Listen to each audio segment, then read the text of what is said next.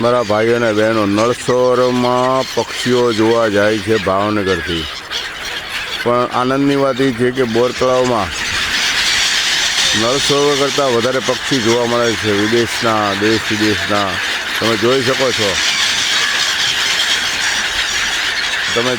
છો, નળ સરોવરમાં દૂર દૂર તમને પક્ષી જોવા નથી મળતા, પણ અહીંયા તમને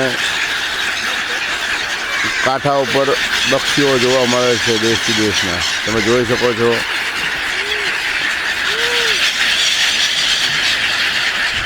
આ લાવો લેવા બોર તળાવ અવશ્ય આવો.